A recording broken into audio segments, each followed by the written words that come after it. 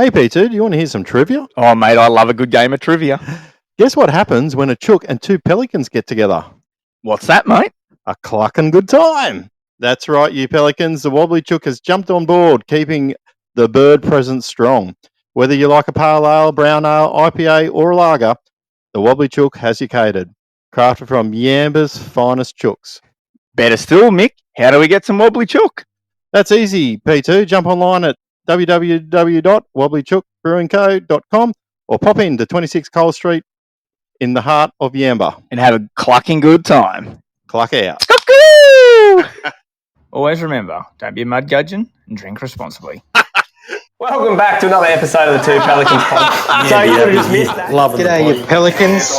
Here he was. You were sort of hung up on his Go and have a good time there a bit later on. Pelicans landing in 3, 2, 1.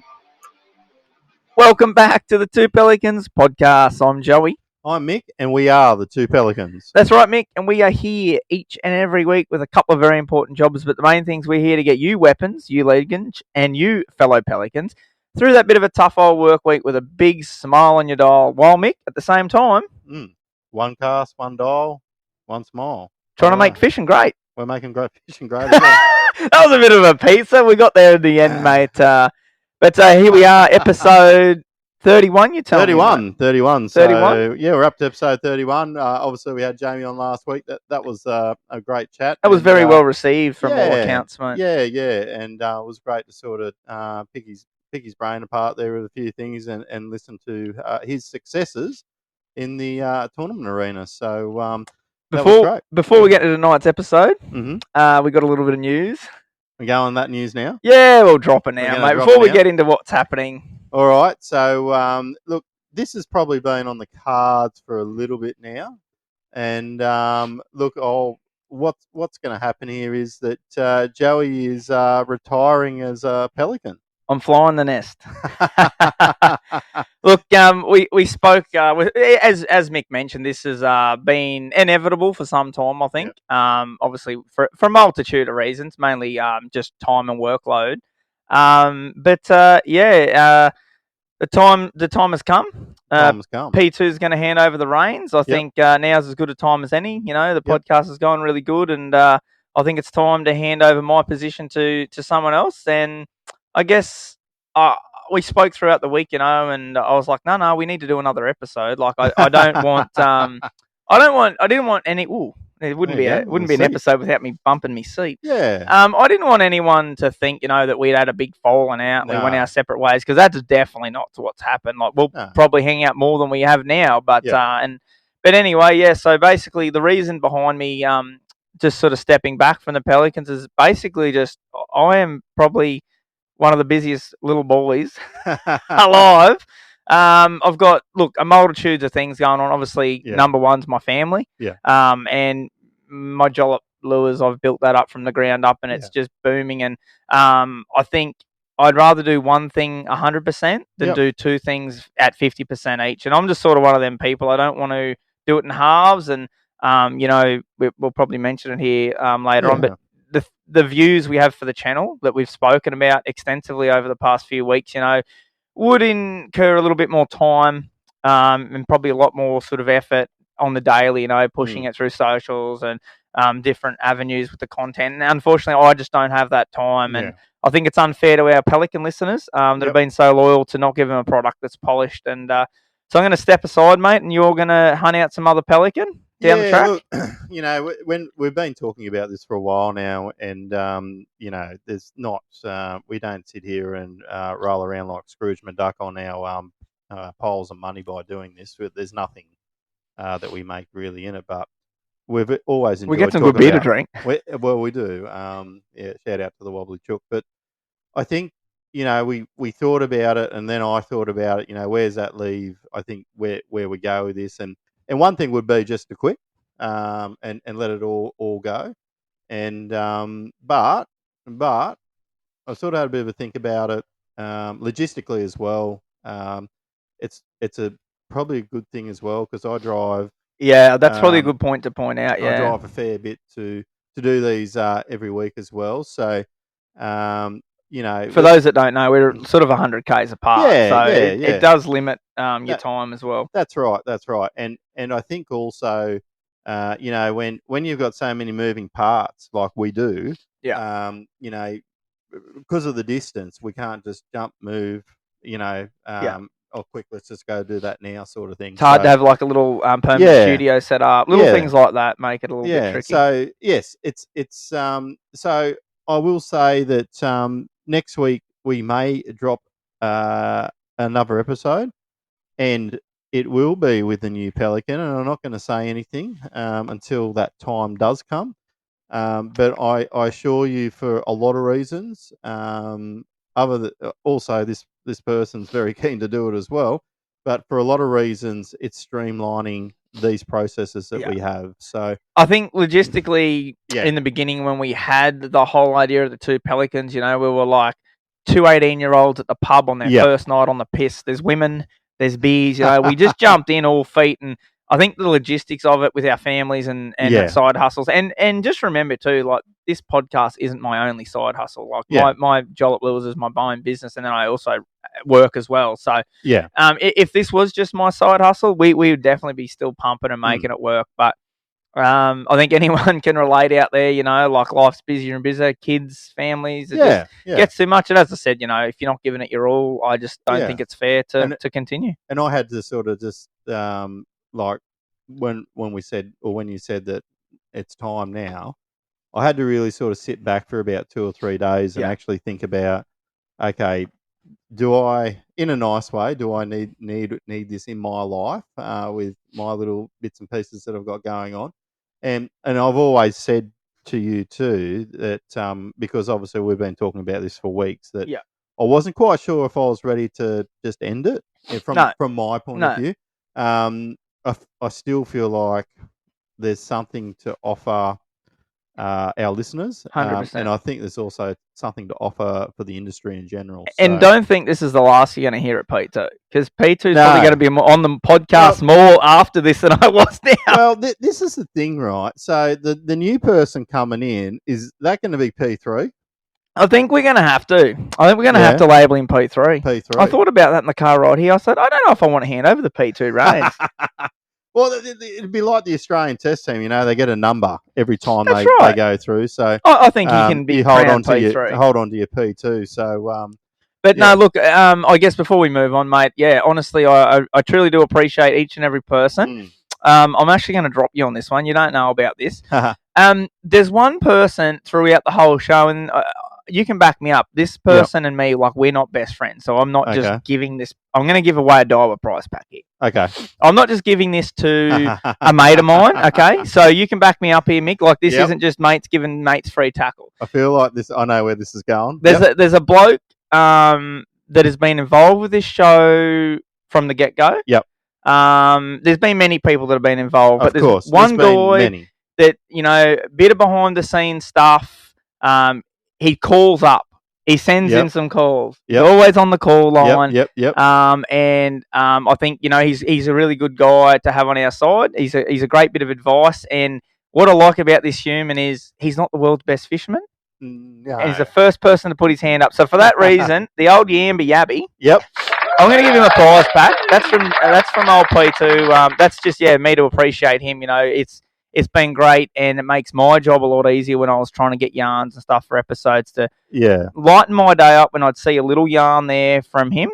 Yep. So huge shout out to Yamba Yabby, and that's not to take anything away from you other legends, but I thought, I'm going to pick one person that's been a big part of this show from the get go, and I'd have to say, thanks Yamba Yabby. He's always been supportive, and yes, he's always written in. And you know what? He's always equipment when he needed to, like offered up PAs, microphones from his own work of employment. So yeah. And the other thing is that away from all that, he was actually someone that the prize that you were giving away, I thought you were going to give it to Mark Parrott because you ripped the piss out of him all the time. I might find some more shit to rip on him tonight. I might think of a few yarns. It could be a yarn episode. I'm going out with a bang, motherfuckers. Maybe we mentioned JoJo's on the sugar-free Rumbo's. Yeah. Joe had to step up. I'm on the What am I on there? The Wobbly Chook, the old Yamba Ale. So just a nice little tinge of fruit in that, and it's going down pretty good. And the reason I'm not started with a Wobbly Chook, might just let the viewers know, is I've been beer free for 6 days. I'm having a bit of a health kick, and I thought if I'm going to wreck me calories for the day, I'm just going to do it with a Rumbo. So, but yeah, I guess you mentioned the Wobbly Chook, and I think this is going to be my last as in control of running the show with you. So I think my hat's off to those guys. I want to thank them from the bottom of my heart. And I am definitely going to continue drinking that ginger beer because it is very dangerous. I'm probably going to be down that one on the weekend. I'm going to swing in and pick myself up a slab. Well, we might have to have a little catch up. I think we might. We might have a rendezvous. Yeah. I might be putting the boat in on Sunday. So. Well, that sounds good. We might have to make something happen. Obviously, not that they've been a sponsor of the show, but just a huge shout out, of course, Yambi Yamaha, they looked after us. We look after them where we can. So huge shout out to them. Of course, Diver Australia. Of course, helping out with our prize packs. Yeah, appreciate that. Probably another one I'm just going to throw in here while we're having a bit of a trip down memory lane. I'm going to rattle off a few names here, and this is just, thank you from the bottom of my heart. Mr. Bumpy. Mr. Bumpy. I think he was instrumental in the early days when we first started. I'll never forget that first episode. What an absolute ball tear of a night we had there. Oh, that was a big night. That was a huge night, and I still dream about that. It was absolutely disgusting. And that's the night he got Mr. Bumpy. Because he definitely wasn't smooth that night. So shout out to Mr. Bumpy. Of course, Glenn and the team there. At the Brushy Hotel, man. They hosted us there for two pretty large nights. They did. Obviously, the second night that you're referring to is when we done our, I think it was 20th show. Yep, our live event, 25th episode, 25th, was it? 20th. Maybe it was 20th. I can't remember. But we've had plenty of beers since then. But huge shout out to those guys. Like I think they're particularly on one night there was probably a time where he felt like telling us to fuck off. Maybe just a couple of individuals in particular, but no, look, for him to set us apart aside in his pub and host us for the night, very, very much appreciate that. And not only that, and plugging the Brushgrove Hotel, they're massive supporters of fishing. So I think the Clarence Valley Sports Fishing Club have their meetings there every month. When there's a Brushgrove round, guys come back in there and support it. They love seeing the boats there. The Clarence Valley Sports Fishing Club also have their Christmas parties there. Yeah. And our little crazy crew, the COVID crew, we've run the last few years out of there. So massive supporters of fishing. And look, if we can get more pubs and establishments surrounding and supporting the fishing world, then that can only be a good thing. And look, pop in, have a countery. You definitely won't be disappointed because we've eaten there a bit, and I can't say I've had a bad meal from there. I think there's a pretty good lady there in the kitchen that knows what she's doing there. Shout out to you. But tell Glenn, tell whoever it is behind the bar, tell him that the Pelicans sent you. You never know, he might fill your schooner to the brim just for you because the Pelicans sent you there. He probably won't, but he'll probably charge a double. I think, just quickly, I'll rattle through a few here. Everyone's probably getting bored.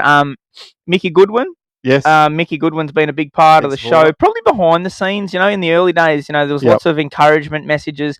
Yeah. Keep up the good work, boys. And we really had no clear vision of what we wanted to do back then. It was sort of here, there, everywhere, and we've sort of grown the show as we went. So huge shout out to him. Nutsy, of course. He wouldn't be a night. The biggest squidgy from the Murray and Bidgie. Yeah, it wouldn't be a night on the piss without that unit.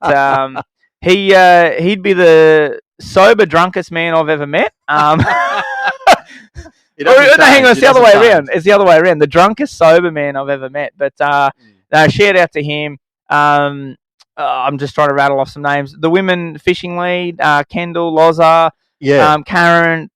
For a ladies' fishing group to come behind a couple of turkeys like us. We met all the way back there, middle of last year at AFTA. Yep. And met them, and what a journey, they're going on. We had a great time with them. Huge shout out to them for some women. In the early days, we were pretty vulgar. There were some pretty wild episodes, And, obviously, we've changed the path of that now, and what you do with that path now is obviously for the future. Other Pelicans, look out. But I think huge shout out to them for some women to get behind this is unreal. I think that also sort of steered us in a direction that we we didn't realise probably when we first started that we'd have a lot of female listeners.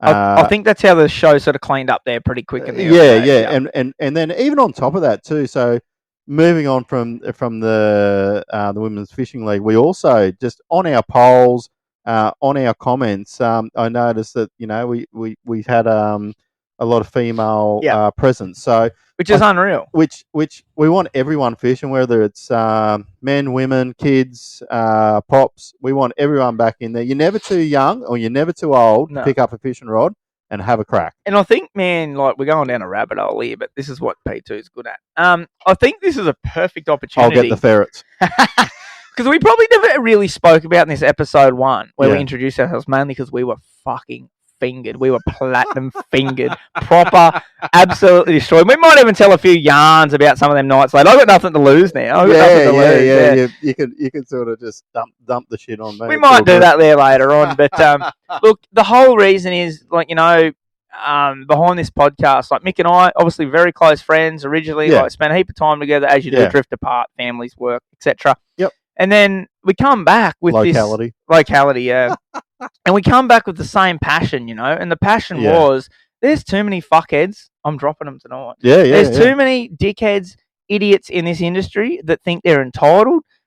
Mainly, a lot of them have YouTube accounts.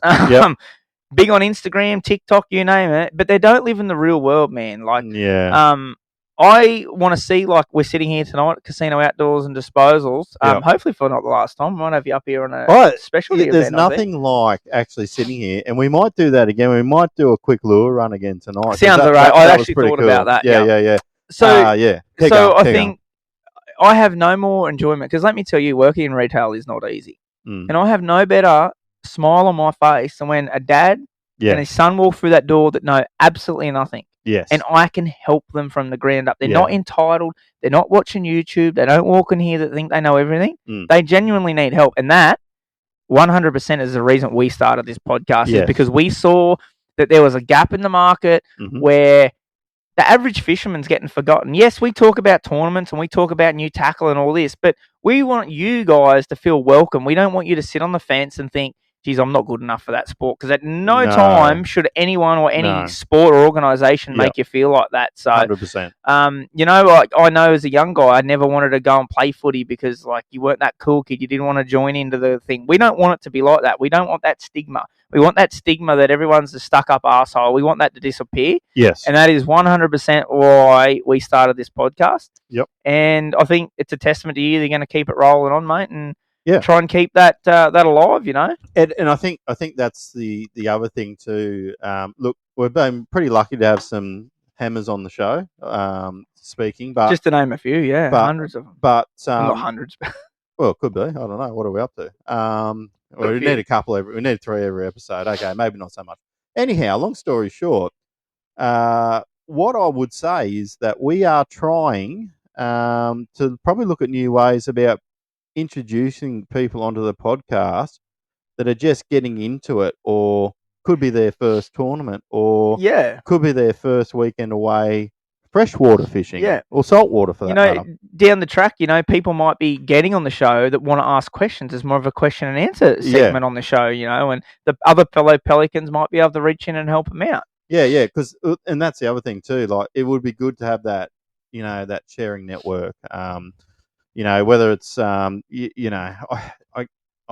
it could just roll into a mud gudgeon here, but there's a couple of people that hide their information really, really well on purpose. Some of them are businesses, and I get that. Okay, I get it. That it's their business.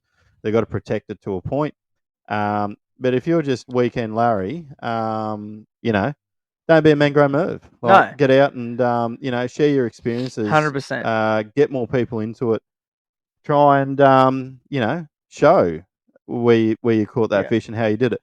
Can I tell you this, that no one owns a fishing spot, and we've spoken about this, but the other side of it is that it will make you a better angler, because you're like, okay, I've figured out this area. Yeah. I'm going to go try in this back channel here, or I'm going to go sit out in the middle of the river and fish this. You know what I mean? Yeah.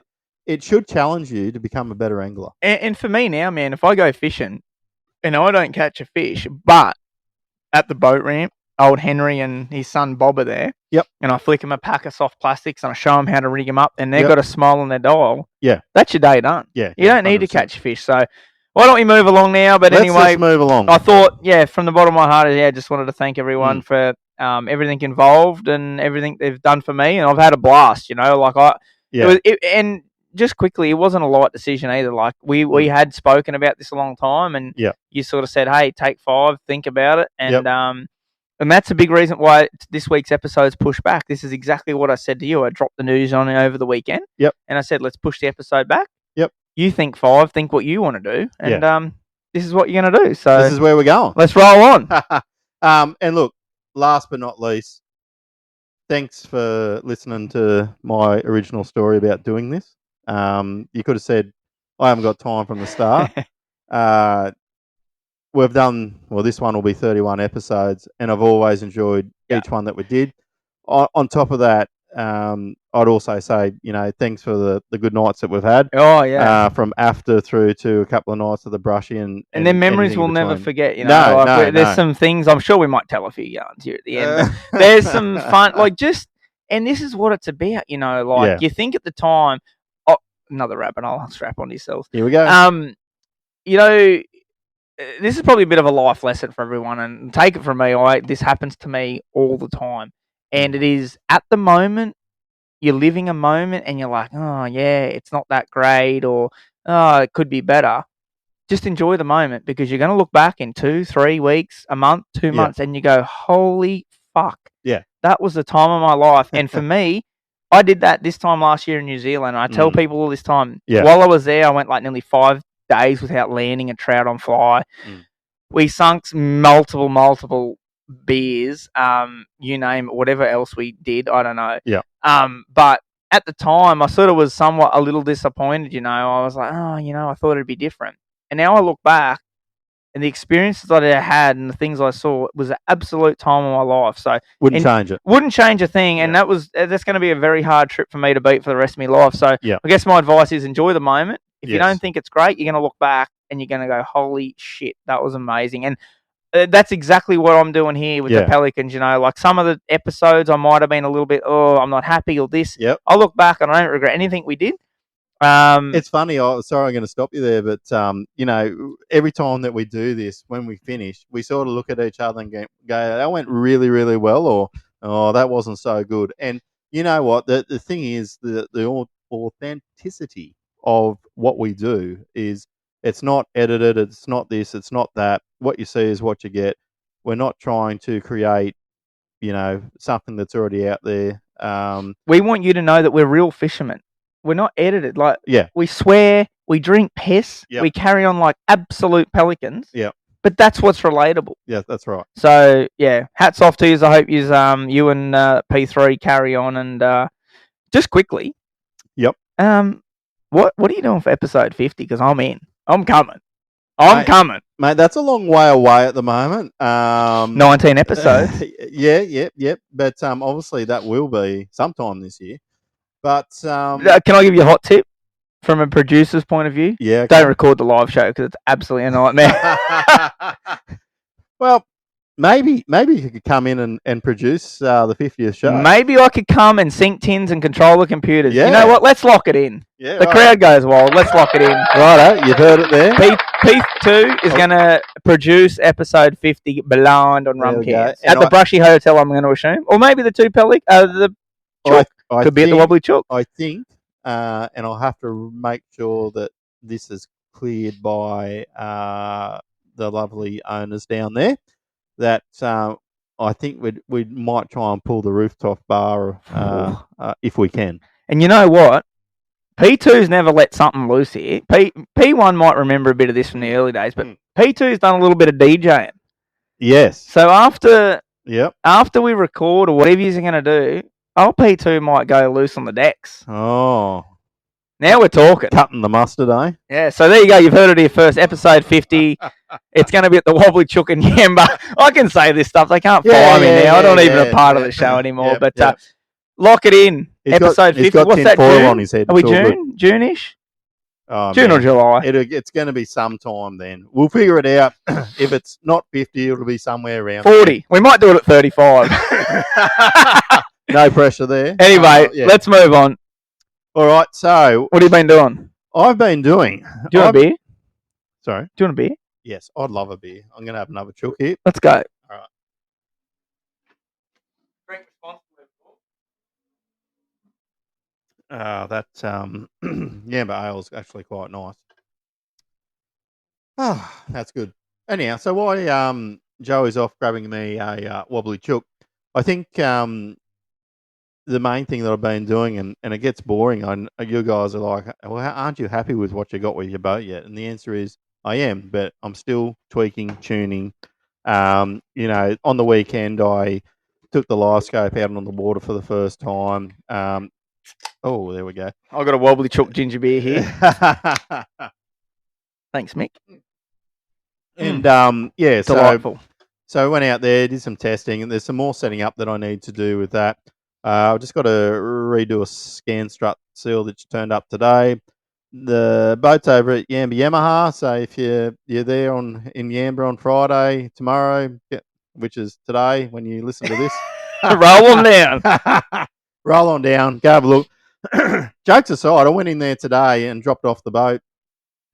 It'd have to be about nearly 50 boats there, man. Yeah, when I was there, actually, my old man dropped his boat and he goes, like, are they doing some sort of drug running thing there with the fucking boats? I'm like, no, she's just busy, eh? Yeah. You know what? I looked at the boys, and the boys just make jokes now. Like, I sort of, I always sort of turned up half dressed, By then, their technicians are just cooked, man. They're just busting out boats left, right, and centre, And Alex is there going, oh, yeah, no, man, I've just been sitting around having a, feed here, a chook there, just been doing this, been doing that. And he's just flogged. They've had a very, very busy January. Yeah. And anyhow, my boat's in there, 20-hour service. That's happening. There's one thing that, and Joey will attest to this, is that I write stuff down through the week, but I dead set have doctor's writing, and sometimes I can't even understand my own writing. I've written lots down here tonight too, as well. Yeah, you've got a whole diary there. As usual, I have 5 parts of fuck all written down. I don't even have a book. Yeah. Oh, actually, I'm just looking over at your sheet. I like how you've named episode 31 JoJo. Yeah. The Fall of JoJo. It's all about me tonight, so fuck yous all. JoJo's letting rip here. JoJo. So we've got, that's about me. I'm just going to leave there. Oh, I've decided that I'm not going to go to ABT, Vicky. You got a bit on. I've got a bit on. I've got a fair bit going on in my little personal life at the moment, which is fine. Also, with what we're doing here in this transition piece, and the direction that I want to go with this, and I will just say this now, that hopefully in the next couple of weeks, everything that was on Patreon, I'm going to review. I'm going to make it squeaky clean, and we're going to upload it onto YouTube. We will do that. Yeah. I think there's like 23 episodes. 23 episodes, like that, yeah. And then the other ones, you're just going to get a picture of the two Pelicans logo, right? But what I would say to people is get on board, jump on board, like, subscribe, watch them all over again. It's just Two Pelicans podcast on YouTube. Head over. You can subscribe to it now. There's nothing there that you can see because it's all hidden. It's all hidden. But Mick's going to drop probably an episode every couple of days or whatever. That's right. Yeah, I'm just going to review and slowly release them out. If you guys can go watch, review, watch them again, because we all know how YouTube works. It works a little bit easier than the podcast stuff, but we're still going to keep on with the Fruit and Spotify. Yeah. And I think that was something, like, obviously I'm not just dropping you. Like, I'm still going to try and help out because I've got a few ideas with some things. And I sort of, you spoke about it, and we sort of just, the Patreon space is great. Yeah. But it's probably not really appropriate that you're going to make people in this day and age now pay to listen. So moving forward to Mate, that, I don't pay for anyone's OnlyFans site. So why would you pay to listen to us? Why would I pay to listen to us? So, but in saying that, every person that has supported us over time, that's dearly appreciated. Of course it is, and that was something that we did appreciate. And once again, we're going to revisit the video stuff. It's not going to be squeaky clean, but once again, what you see is what you're going to get. There will be a video there. And more than anything, and what I would say to the listeners is that I actually listen to YouTube in the car. I just put it through the car phone. Obviously, I'm not watching it. But and you can I'm just download listening. YouTube now anyway, and you can play it offline. So. That's right. So what I would suggest to people, I'm not trying to boycott Spotify or the fruit guys, but that's the direction that I think we need to go in at this present time. And all them three things, I think, moving forward are going to be the go.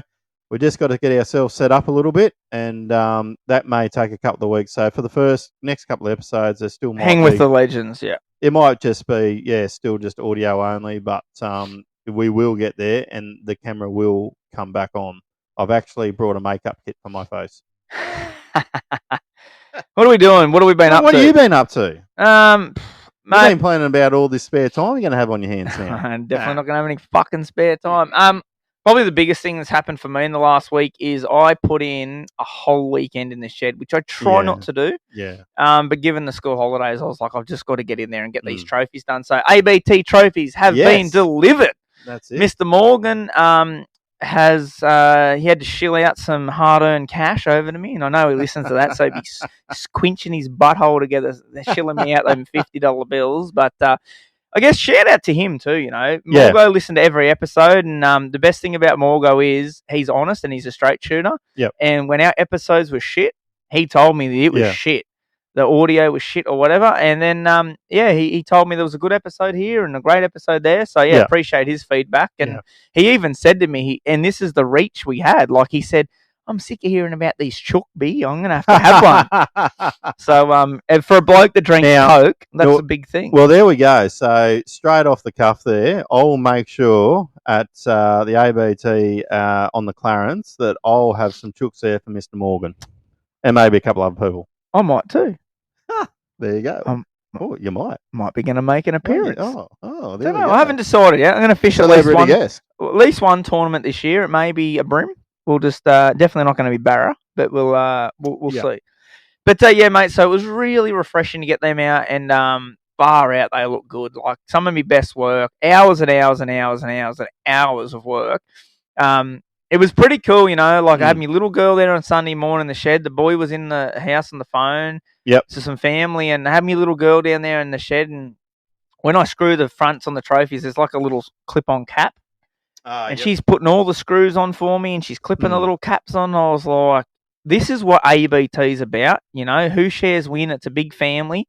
Yeah. And I know I didn't actually tell Morgo that because I was sort of in and out, but he'd have a smile on his dial listening now, knowing that my little girl helped make them trophies. It's a big family affair, and shout out to ABT. They've always been a big supporter of mine. They could go to a trophy company and pay $400 a trophy for what we produce, but they don't. They come to me. Yeah. And it's muchly appreciated. Steve looks after people that fish. Yeah. And I fished for many years, and just like people that fish look after him. So yes.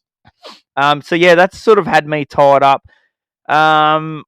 So you're going to go back into now that school's back. You're just back into skin and timber flat out, aren't you? Yeah, man. So this week I had basically. So Monday I drove the trophies up, which was practically a full day, and I snuck into my little niche little timber shop and picked up a few bits and pieces. Keep posted for that. Yep. Over on the Jollop socials, of course. But yeah, Tuesday. I haven't actually told him on this. Do you want an exclusive? Do you want a Pelicans come on, exclusive? Let's just get it out there. So I bought a foiling machine. Yeah, for your hair? No? For me, Willie. No. How good's not having Patreon now? You can just let that stuff rip. No, so I bought a foiling machine. For those that don't know what a foiling machine is, basically any lure that you find on the market that has a holographic foil on it, whether it's a jackal, squirrel, whatever it is, and it's got paint over the top. Mm-hmm. Well, I bought the machine that can apply that foil professionally, not with an iron, not in your back shed, like dodgily, like it's properly when you learn how to read Chinese and operate it correctly. All right. So can I just, for the people that don't make shit like me, can you just pick a lure out here somewhere and you pick up one that's been foiled? Yeah, mate. Yeah. You hold the fort. Hold the fort. I just have to ask this, and I'll try and describe it to the listeners what it looks like. So What do we got there? We got a Western So this is the perfect thing. So this is a Western. This is just straight off like the shelf. 2 feet framing. So as you can see here, mate, we've got that holographic foil base. Okay. Yep. But the key is there's no seam lines. So you paint over the seam lines because it's a heat applicated foil. Yep. There's no look, this batch I've just done, I'm not going to lie, I'm 80% happy with them. Yep. But they're $27 fishing lure. Yep. So I'm not going to strip off 300 lures of foil to do them again. 100%. I learn things, and I put my hand up. They're not perfect, but they look amazing. Do you want to see a couple of photos here, mate? You can sure. Just describe. So while I'm looking at this, it's like a holographic, like, kids, but lures, you get that sort of ripple shine through it. But what Joey's saying is that it's in behind it, and then it's painted. You can paint over the top. Yeah. Right. So this is a new. This is exclusive. Yeah, right. So I haven't even told my Jollop fans. That's all right. Well, yep. So one of my biggest selling colours is Jack Attack. It was red with some silver foil. Yeah. It was getting a little bit outdated. Okay. So check out this bad boy. Oh, that's actually quite nice. What do you think about that? A deep candy red over metallic foil. Yeah, and that colour's like like an old, what do you call it? The old Camion. toffee like apple. that. Oh well, I'm talking like as in a toffee those apple. Camions were in that red colour. They're Camions, yeah. But just if you can imagine like a highly glossed toffee apple, that's sort of like the colour with a tinge of black in around it. Now this one's probably one of my best work.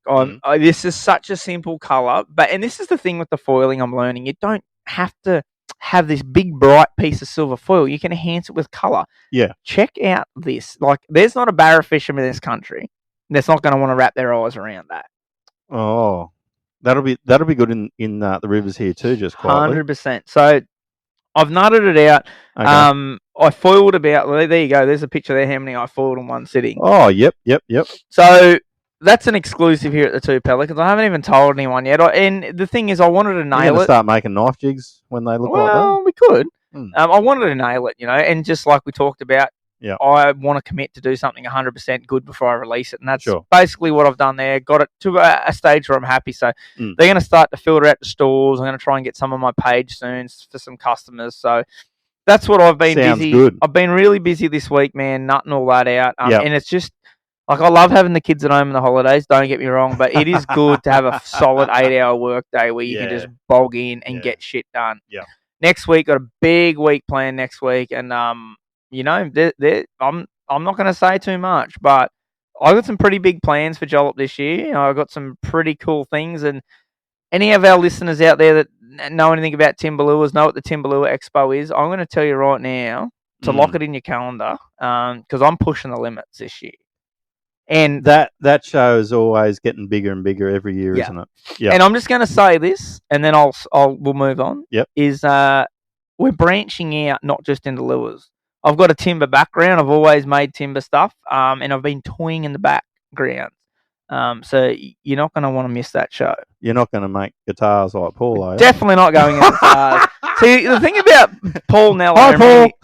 Paul Neller and me differ, and Paul can actually kind of play a little bit, where I can play Smoke on the Water, and that's about it. So, but you're not going to want to miss it because I'm really hooking in, and I'm planning this year out.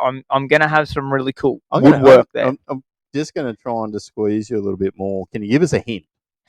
So I'm a cabinet maker by trade.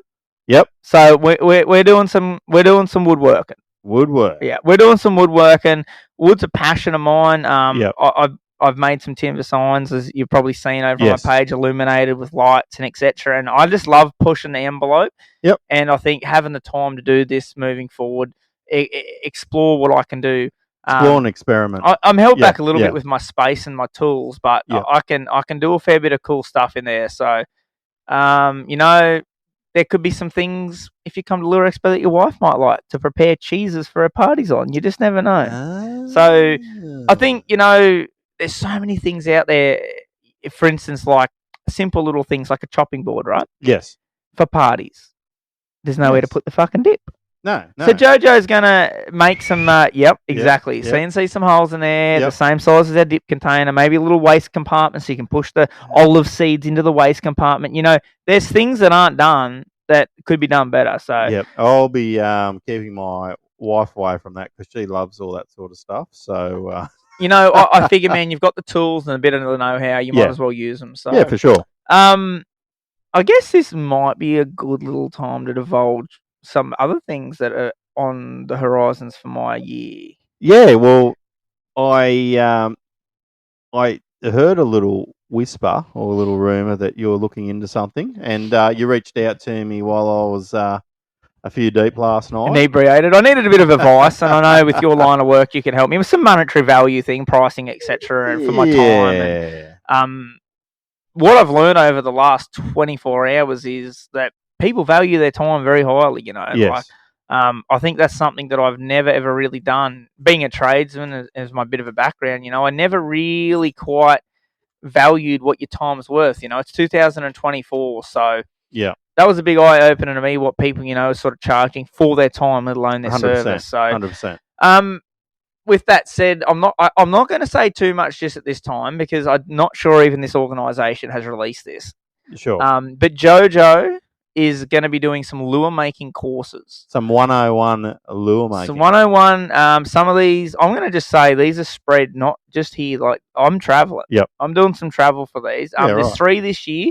For this time, I think it's going to be open to the members of this certain organisation. Yep. But just keep your eyes peeled, Yeah. So what I think we'll do is that when the time's right, reach back out to us. We'll put something on our channels, our page, send some links through. And if anyone's interested in this sort of stuff, then reach out to the 2 Pelicans. We'll definitely point you in the right direction because it is a skill. I sometimes take the piss out of it. But I have actually seen, and look, most of our viewers have seen it too because you're quite transparent about what you do, right? Which is what we're here to do. 100%. Everyone to learn something and take something away every day from fishing. So, look, we will put something up on the socials there, and we will touch base with you later on down the track when the time's right, and hopefully you guys, the listeners, get an opportunity just to learn something, and you might make this thing that looks like the deep driver. Is that what it was called? The cock and ball? Yeah. I think I can dive into this a little bit. The way these courses are going to be set up, I'm going to do demonstrations on the carving and sanding and part, but I'm actually going to have the lures made and sealed and painted. Sorry, not painted, but sealed and primed. Okay. Given the time restraints we have, we're probably going to have like 6 hours to do these in, so they're not going to have time to carve it, seal it, wait for it to dry, etc. So I'm going to do demonstrations. I'm going to explain everything, and then I'm going to have all my compressors set up, multiple airbrushes. We're going to paint these things. Yep. We're going to clear them, let them dry overnight, and the next day they're going to put all their hardware on. They're going to learn why a bib goes in there, the right hooks for a lure, and then they're going to get to fish their lure. So the reason I'm doing that is the first class I've got booked in is 26 people, which is massive. Yeah. And to try and make a lure from scratch with 26 people in 8 hours is just not going to happen. Yeah, right. But keep posted that reach out to the Pelicans. Mick will let me know. Mick might even put a poll up. I have toyed with doing weekend courses down the future where it's a 2-day thing. You pay your money, you get to make a few lures, walk away with some lifelong skills, I guess. And I'm not saying I'm the best at it. There's no right way or the wrong way, but there's Joey's way. Here's my business proposal to you, right? Everyone knows about the wine and paint or sip and wine or whatever the hell it is where they paint. Oh, I like where you're going here. So as long as no one loses their hands in machines or whatever, can we have a sip and a sip and strip of timber? I think I don't know if we can do the Stanley knife thing, but maybe we can do a sip and paint. Sip and paint. I'm happy. And look, to be completely honest, I'm business ideas. You are. I've put a lot of thought and research into this, and I think while there's a lot involved in making a lure, what makes the consumer happy is seeing the end product. So what they want to do is they really don't care about making it. They want to paint it pretty. They want to clear it. They want to put the hardware on. They want to put the bib in, glue the bib in. They want to do that part. So that's what I'm going to concentrate in my courses. And there's a lot to it. It's a bit like looking at, just talking about that, just staring me right here in front of Casino Outdoors Disposal. There's a stand there, atomic trick bits, that just something that you can add to your lure or whatever. But obviously yours will be a whole lot more in detail. But that's what anglers like to do. 100%. They like to trick it up and make it to them. And I think, you know, you never stop learning with painting. Like at least this week, like yesterday, I was literally pulling my hair out of my airbrush. I actually slammed it into the bench and bent the needle. I was like, if anyone out there is a painter or whatever and has spent time around the airbrush, it doesn't matter. Like I've been doing this for 10 years pretty seriously, and I fucking can't stand my airbrush. It clogs up. It doesn't matter how much thin you paint, it spits and it farts. And I looked at my lures yesterday, and I like, these look like absolute dog shit, this batch. And you clear them, and it just all pulls together, and it comes good. But so that's where I'm going to aim. But yeah, reach out to the guys if there's an interest for this. I've spoken to my wife before. We are going to run courses in the future, whether it's 2 days courses. We may even offer a full in detail week course where you literally learn it all. Obviously, it won't be cheap. No. But yeah, this is something I want to move forward. And you mentioned this today, mate. This is really off the back of me working with that school. You know, obviously, I love talking. I can talk. I can talk underwater after 15 rum cans with 10 marbles in my mouth. But I love teaching. And you know, you said it perfectly before. I am very transparent. Obviously, I'm not going to say, "Hey, I use primer 40725, and here's the address to buy it at." But I will show you how to do it, no problems at all. So, No, so that's a bit of what JoJo's got planned.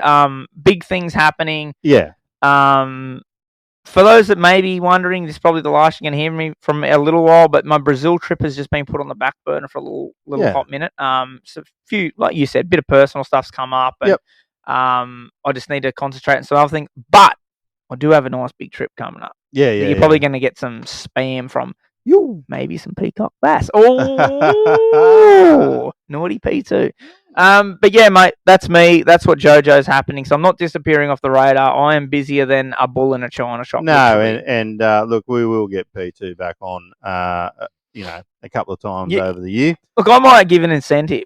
I might tell a few yarns here in a minute about P2 at the last few live events. And that might encourage you to come to event 50, because let me tell you, there will not be a dull moment at all. No. And I think the people that were at our 20th show would attest to that as well. I think the loosest man on the night, I'm just going to nominate myself. I won that award, hands down. Yes, I won't say... So I think, just to put it out there, we'll say this. We got there quite early, and we set up. And setup didn't quite take as long as we thought. No. And I think JoJo was about 6 rum cans deep before we hit record. Yeah, and he's like, we're going to hit this full stig, and we did. And we had a bucket. There was 3 drinks in the bucket, 3 drinks each in the bucket with ice.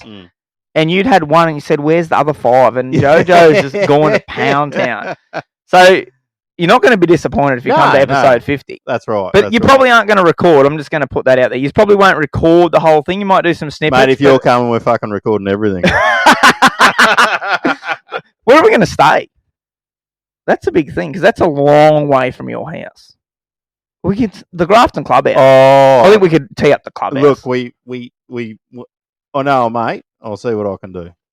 The Yabby might put us up at the... Well, we could go to the Yabby. He might put us up at the Bowls Club on the bowling greens, some tents or something. They'd have a motel there soon. The way he's going, he's like Donald Trump. He's going to turn into somebody another resort. I might throw him under the bus here. Oh. Can I tell a yarn? Oh no! Fuck it! I'm putting the Yabby under the bus. Like no one can do anything. So one of my reps the other day goes to Yamba quite frequently, once a month. Yep. And he's like, you know what? This time I tried something different, and I went to the bowling club. Ooh. And I didn't say a word. I just went, oh, yeah, that's good. How was it? And he goes, mate, you're not going to believe this. The guy behind the bar found out that I was a fishing rep. Yep. And he started shouting me beers off his own tab. and I went, was he about this high and about this round? And he went, that's 100. You didn't know this. No. And he said, that's him. And I said, that is the Yamba Yabby. That's the man. And I went, he is the only guy that would give you beers off his own tab. Yeah, so he's slowly becoming the unofficial mayor of Yamba. So good on him. But no, looking forward to that, mate. I'll be honoured to come and press the buttons for you guys, and that'll let you guys get a bit loose. But let's move on. We've got some mud gudgeons. Mud gudgeons. All right, here we go. And it's basically just come here on my drive. I still can't understand why there's roadworks and there's no work done on the road, and there's nothing wrong with the road, and it's 60 for 5Ks. Can anyone explain to that? We got any? To me? Tony Thal, if you're a listener to the show, tell us why you're leaning on your shovels and not doing shit. Yeah, good on you, Tony. I had a belter mud gudgeon. I was like, yep, that's fully the mud gudgeon. And do you think I could think of it? Oh, no. It was a ripper. Damn it. Anyway, what else we got there, big fella? Mate, We can dribble for heaps longer. Let's do the lure thing. Oh, yeah, righto. So, what are we going to do? Lure challenge. Righto, so what we're going to do here, I'm just going to make this up on the fly. Okay, here we go. We're going to set each other a challenge. Yep. Right? I'm not being on the show anymore, but doesn't matter. We're going to pick a lure for each other, and you pick a species, and you have to catch that species on that lure by episode 50. Okay. Now, don't go silly. Like, don't pick a 200 mil jeweler and say you got to catch a whiting on it. But you can be a little bit silly. How do you feel about that? And to put the pressure on, you get 30 seconds to pick. Righto. So you get to, and make sure it's something that you fish for, I fish for, or you fish for. Right? Okay. Go. You're up first. All right, mix off. So, quick, get out of the way. So he's going to pick me something here. So this is a bit of a challenge. So, he's going to the cheapy bin. I don't know, where the fuck's he going? You're a fucking asshole. This wouldn't be an episode without some fucking dramas, right? So if you can hear the laughing, it's because Mick has come back here with a size 6 seahorse bait jig. Now, we hear about jigs for bass, and you're a bit of a bass expert. Do you reckon you could get a bass on a bait jig? Hang on. So let's put a bit of a quota on this. So what happens if said person... See, now, I've just gone to Pound Town. I'm going to pick you the shittiest lure now. I definitely should have went second, but yeah, keep going. So, what's the quota? Are we going to say like $100 worth of beers if it happens? Carton. A carton, right? We'll do a carton of piss. Yeah, right. Yeah, I reckon so. A bass on that. Yeah. So I'm going to have to go to a dam, I think, where they're schooled up. Righto. Yep. Righto. You get them deep in the Clarence there. They school up. Challenge accepted. So he stitched me up here. He's giving me a $3.50 item, and he's about to get a $30 lure. That oh, that was a C word we slipped in there. Oh no! She'll be right. She'll be right. What's happened there? No. Righto. All right. So what? All right. So you're a brim fisherman, righto? Yeah. Here we go. Go. Are we ready? Yep, go. And anyhow, so he's gone down the back here at the old casino outdoors, and he's near something. He's gone over in the corner there. He's probably going to get something bassy because he knows that I don't like catching bass. Oh, what am I going to do? Oh no! Hang on. I don't know what I'm doing. Oh, what are you doing? I don't know. Okay, he's having a meltdown. Interesting. Oh, this is a good idea. Oh, well, yeah, you've only got 2 seconds left. 1, 0. Back. Okay, you're back. So I could have stitched myself up here because this probably isn't this hard. It could be for me though. So you must catch a brim. No, you've stitched me up way more. This is not even. I have not thought this through. I should have grabbed a marlin. This has been the part and shot, hasn't it? Can I go again? This isn't a good choice. No, you've got a lure in your hand. It's an RMG. I've got you a scorpion. Poltergeist. And that's not actually probably that hard of a challenge. I think you can catch a brim on that pretty easily. I think I can too. I think that's probably a good colour. I've been stitched up here good and proper. I've got a fucking bait jig. Now, when do we have to do this by? By episode 50. Righto, episode 50. And you've given me this coming into winter on rock walls on the Clarence River. That's not a good idea. Thank you. I'll take that every day of the week. Can you pick again? No. Can you change the species? Mate, you tell me you know fish, and you've told the listeners you know fish. So I need to catch a bass, but I don't even have a dam here where I can catch a fucking bass. Surely you'd just be able to bloody hook one down the Clarence in one of them deep holes around the old ferry or whatever. I'm not happy here, listeners. I'm not happy here. Anyway, you bastard. Well, that went fucking pear-shaped. Can we go again? I'm not happy, I want to fucking... Get P3 on the phone. Get fucking P3 on the phone. I'm having a protest. Right. All right. I got a little something here. Do you want to have a listen to this? Yep. Wrap your ears. Oh, that's not... We don't want Paul Nella. That was Paul Nella there. Right, you ready? I saw this today. It's an oldie, but it's a goodie. It's just a joke. So strap yourselves in here. Here we go. Johnny. Yeah, Teach? There are 3 ducks on a fence, and if you shoot one with a shotgun, how many ducks are left? Well, Teach, if I shoot one of them with a shotgun, the loud noise is going to make them all fly off. Oh, no, there'll be 2 ducks left if you shoot them with a shotgun, but I like the way you're thinking. Well, Teach, I've got a question for you. There are 3 women coming out of an ice cream parlor. One is biting her ice cream cone, one is licking it, and one is sucking on it. Which one is married? Oh, gee, Johnny, the one sucking on the ice cream? No, Teach, the one with the wedding ring on her finger. But I like the way you're thinking.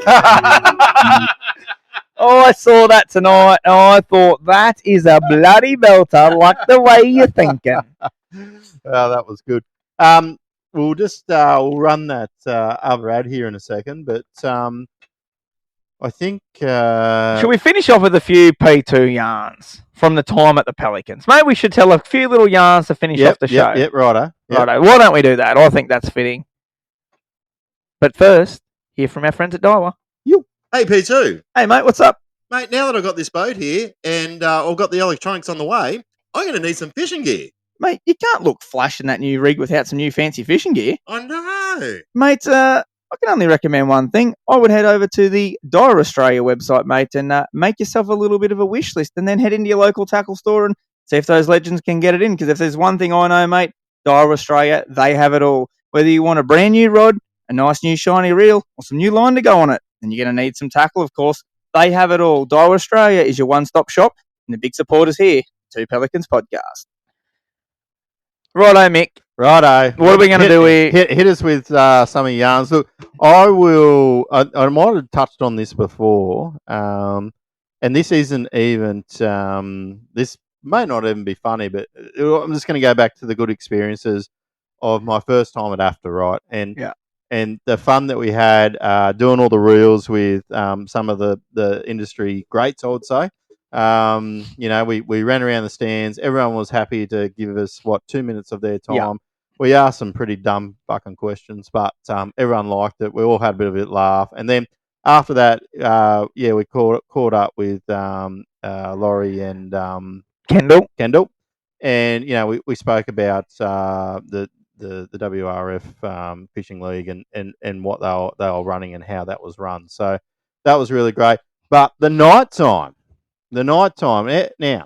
What a show. Now, what a show that was, right? So we had Simon Goldsmith, Tommy Wood, and Breakabilly. Our little mate Breakabilly that's made a few little conversation topics. We had the balustrade guy, the friendly balustrade guy.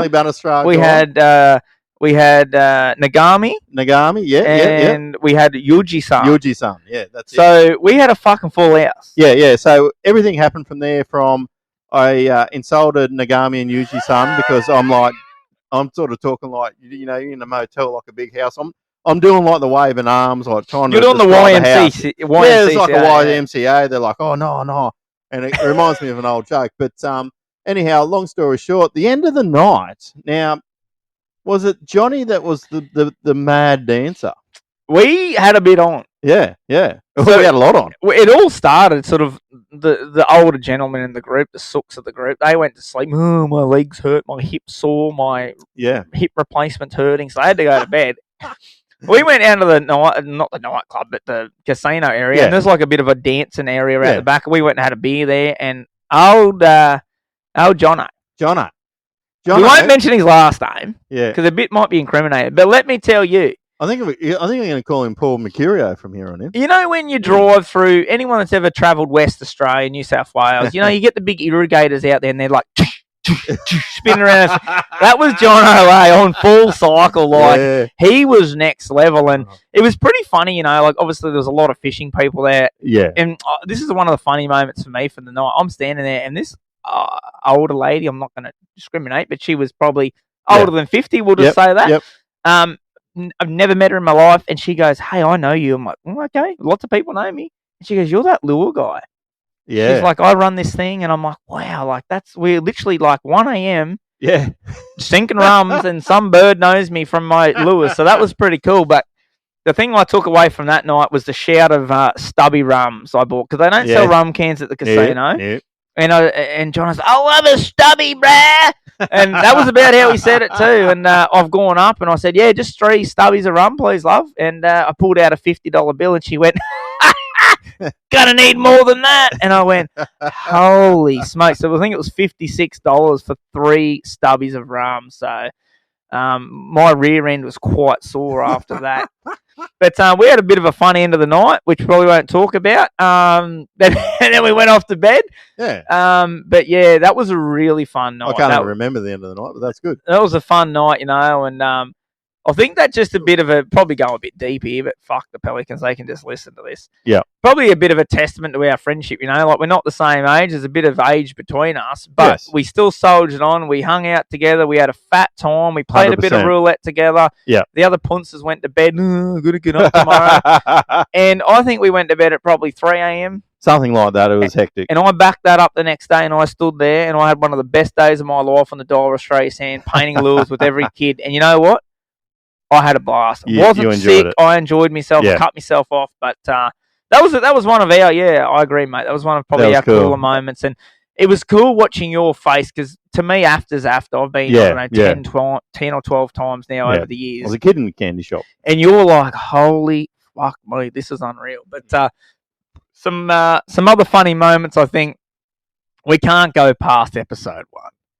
Of course not. Episode 1 and episode 2. All these dreams and expectations of these 2 young Pelicans. And wow, what a night we had. I think I clearly incriminated a lot of people that night. I think I told an elderly lady, we'll call her that, that she told me she was going to Japan on a holiday, and I turned around and said, what, on a Kentucky tour? And that was met with a blunt response. But that was the night I named the Metal Bender.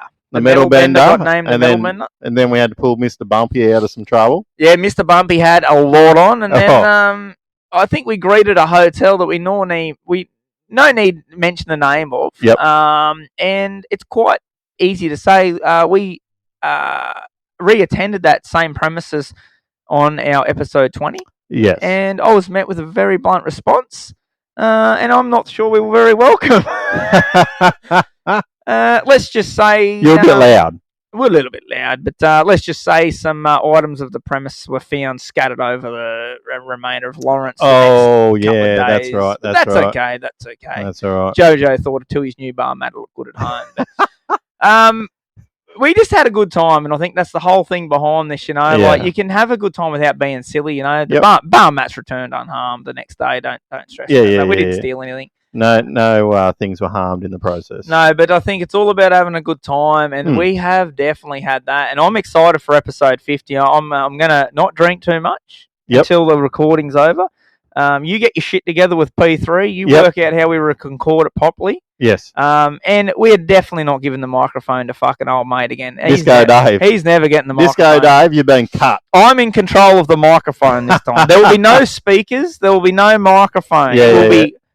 Open your ear holes and listen to the 2 gentlemen speaking at the front of the room. Oh, look, we might have a short cameo from the Amber Yabby.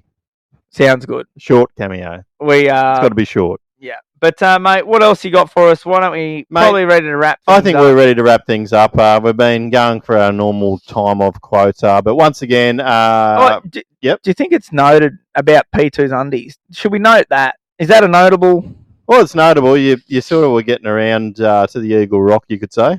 Yeah. I just I figured these are pretty relatable blokes, and they would not give a toss if I strut around in my undies after about, I'm going to say, 25 rum cans. That's probably pretty conservative.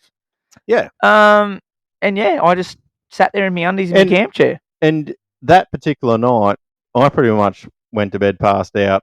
I had to look after you, and then I passed out. You got back up, and then you were watching... we watched The Boys in Italy. Yeah. The Boys in Italy. Sorry. Yeah. Yes, that's right. Yes. And that's one of my many talents. I don't know how I do it, but I turn up. Yeah. Doesn't matter what I drink, I just turn up and perform. That's right. And I always remember how wounded Pato was the next day. Oh, shout out to the biggest Pato from Lismore. He just said, I'm never hanging out with you assholes again. I said, bud, you only had 6 drinks. Fucking wake up yourself. I'm not sure old mate at the Lawrence Ferry was impressed with 7 blokes on foot on the ferry trying to get home. I don't know whether he was impressed with that, but anyway. He got over it. All right. I'm going to sign out. You're going to sign out. Once again, thanks for contributing 31 episodes with myself. Like I said, it was a bit of a pipe dream. It was a bit of an idea. Yeah. You and I have done some pretty wild shit over the years. this has just taken it to another level. If you come to episode 50, we'll tell you in person. They can't come on here. But 50, that'll be the 50th episode. But on behalf of the listeners and the viewers that we've had, thank you for everything that you've done for this podcast. Thanks, mate. And I appreciate it. And yet again, I appreciate everyone that's enjoyed having me here. I guess we're just two average blokes that talk about shit. Yep. And yeah, mate, I couldn't think of anyone else here to sit next to and do this. And look, as I said before, it was a big decision for me. Yeah. I didn't take it lightly. It took a couple of months probably since we first talked about this to make the decision. But I think it was the best thing for me to do. It's the best thing for the channel. Yep. It's going to allow the channel to expand and grow. And mate, when you've pipped Joe Rogan for the top spot, I expect a little pay cut. So for the final time, some royalties. Yeah, I need some royalties. But look, for the final time, as P2 in control here, I am Joey. I am Mick, and we are a Pelican. Woo! Thanks, legends. See you at episode 50. Bring your big boy panties.